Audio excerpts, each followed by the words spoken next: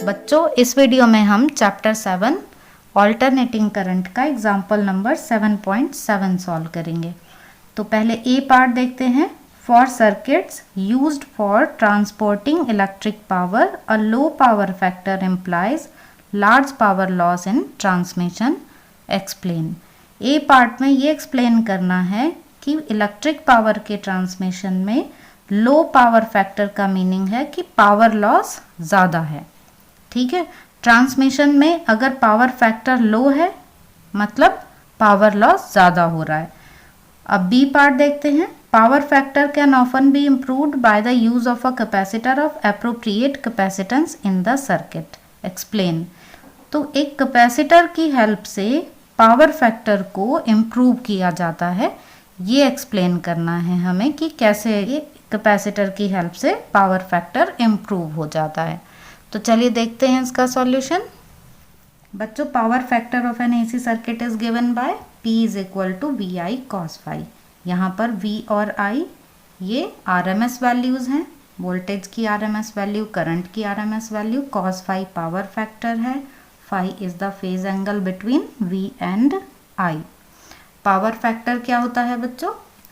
It is the ratio of real power to the total power. इससे ये पता चलता है कि करंट का कितना अमाउंट यूजफुल वर्क में कन्वर्ट हो रहा है। तो पावर फैक्टर जितना ज़्यादा होगा मींस करंट का उतना ही अमाउंट ज़्यादा से ज़्यादा वो कन्वर्ट हो रहा होगा वर्क में। तो पावर फैक्टर की वैल्यू ज़्यादा होनी चाहिए जिससे कि जो पावर लॉस है सर्किट में वो कम हो। इतना तो हमें समझ में आ गया है। और इसकी मैक्सिमम वैल्यू कितनी हो सकती है? 1। तो कॉस फाई की मैक्सिमम वैल्यू 1 होनी चाहिए, मींस ये वैल्यू टेंड्स टू 1 होगी तो अच्छा रहेगा। अब हम देखते हैं कि हमें क्या एक्सप्लेन करना है यहाँ ए पार्ट में। यहाँ पर बात हो रही है पावर ट्रांसमिशन की। तो पावर ट्रांसमिशन में बच्चों P की वैल्यू फिक्स हो गई और हमें पता है कि पावर ट्रांसमिशन जो है उसमें वोल्टेज हाई रखी जाती है जिससे कि करंट लो रहे और करंट के जो हीटिंग इफेक्ट या और किसी तरीके से जो लॉस हो रहा है एनर्जी का वो कम किया जा सके।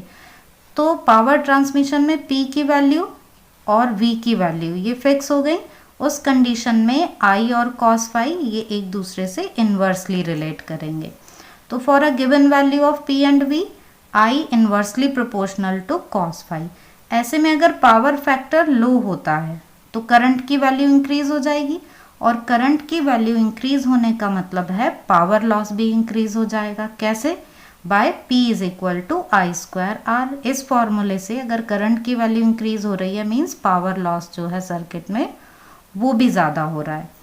तो इससे ये क्लियर हो गया कि low power factor implies large power loss. तो ये ए पार्ट आपको समझ में आ गया होगा। अब हम देखते हैं बी पार्ट। बी पार्ट में हमें ये बताना है कि कैपेसिटर की हेल्प से किस तरीके से जो पावर फैक्टर है उसको इम्प्रूव किया जाता है। तो बच्चों, इसको हम दो मेथड से समझेंगे। एक हम फॉर्मूले के मेथड से और हम फेजर डायग्राम की हेल्प से भी समझेंगे। तो पहले हम देखते हैं फॉर्मूले की हेल्प से। हमारे पास पावर फैक्टर का फॉर्मूला होता है R/Z। यहाँ पर Z है इम्पीडेंस। जनरली जो हमारे सर्किट हैं वो इंडक्टिव होते हैं, तो ऐसे में हमारे पास Z के लिए जो फॉर्मूला होगा वो R² प्लस XL² ये होगा। अब हमें कैपेसिटर के यूज से जो पावर फैक्टर है उसको इम्प्रूव करना है, मींस XL के साथ हम यहाँ पर ये XC ये और ले रहे हैं क्योंकि अब सर्किट में कैपेसिटर लगा दिया गया है ना, तो कुछ कैपेसिटिव रिएक्टेंस भी होगा उसका। तो अब इस ब्रैकेट की वैल्यू जितनी कम से कम होगी उतना ही पावर फैक्टर इम्प्रूव होगा। ये हमें यहाँ फॉर्मूले से दिख रहा है। तो इसलिए ये कोशिश की जाती है कि XL XC के इक्वल हो जाए। In ideal condition XL is equal to XC। ऐसे कंडीशन में क्या होगा? पावर फैक्टर 1 हो जाएगा। अगर ओमेगा L की वैल्यू 1/ओमेगा C के इक्वल हो जाए तो उस केस में क्या होगा? ये ब्रैकेट की वैल्यू 0 हो जाएगी और R/R 1 आ जाएगा। तो पावर फैक्टर मैक्सिमम हो जाएगा।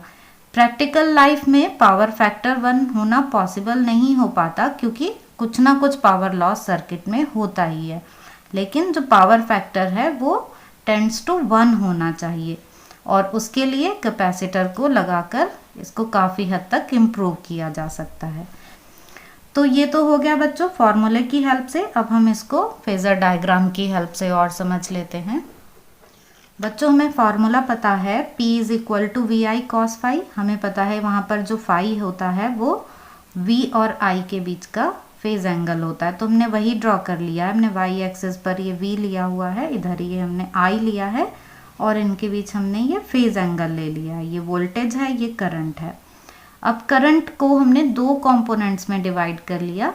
एक कंपोनेंट अलोंग V है और दूसरा कंपोनेंट इससे 90 डिग्री के एंगल पर है, मतलब ये लैगिंग करंट है। अगर हम ये इस तरीके से चलते हैं ना, जो रोटेटिंग वेक्टर्स हैं हमने देखा है फेजर डायग्राम में, तो ऐसे चलते हैं, तो इस तरीके से ये करंट जो है ये लैग कर रहा है वोल्टेज को, कितने π/2 के एंगल से, तो ये लैगिंग करंट है। तो अब इस साइड जो पावर है वो कितनी हो गई VIP, क्योंकि इन दोनों के बीच में जो एंगल है वो कितना है 0, और cos फाई की वैल्यू फिर क्या आ जाएगी 1 आ जाएगी। फाई 0 है तो cos फाई 1 आ गया। तो ये आ गया हमारे यहाँ पर। लेकिन अब ये जो करंट है इसको भी तो न्यूट्रलाइज करना होगा, तो इस करंट की वैल्यू को न्यूट्रलाइज करने के लिए एक लीडिंग करंट की ज़रूरत होगी। ये लैगिंग करंट है ना, तो एक लीड करने वाला करंट चाहिए। और करंट किस में लीड करता है, कैपेसिटर में। इंडक्टर में क्या होता है, करंट π/2 से पीछे रहता है वोल्टेज के, लेकिन कैपेसिटर वाले सर्किट में क्या होता है, जो करंट है वो π/2 से लीड करता है। तो इसलिए कैपेसिटर लगा दिया जाता है सर्किट में, और ये कैपेसिटर बच्चों हम ध्यान रखेंगे कि ये इंडक्टिव लोड के पैरेलल में लगाया जाता है, जिससे कि जो वोल्टेज है वो कांस्टेंट रहे। तो अब इंडक्टिव लोड के पैरेलल में एक कैपेसिटर लगा दिया, उससे क्या होता है कि लीडिंग करंट जो है वो इस लैगिंग करंट के इफेक्ट को न्यूट्रलाइज कर देता है, और इस तरह से हमारे पास सर्किट की पावर जो है वो क्या बच जाती है VIP। ठीक है, तो this can be done by connecting a capacitor of appropriate capacitance in parallel, और जो पावर है वो P is equal to VIP ये रह जाती है। तो इस तरीके से आपने देखा फेजर डायग्राम की हेल्प से भी कि किस तरीके से एक कैपेसिटर लगा देने से जो पावर फैक्टर है उसको इम्प्रूव कर लिया गया। इस पोर्शन में पावर फैक्टर कितना है 1, तो पावर फैक्टर को इम्प्रूव करने के लिए ये कैपेसिटर लगा दिया गया, जो लैग कर रहा है करंट उसको न्यूट्रलाइज कर देता है। तो बच्चों आई होप कि आपको एग्जाम्पल समझ में आ गया होगा। फिर भी आपके कोई डाउट्स हों तो आप कमेंट सेक्शन में पूछ सकते हैं।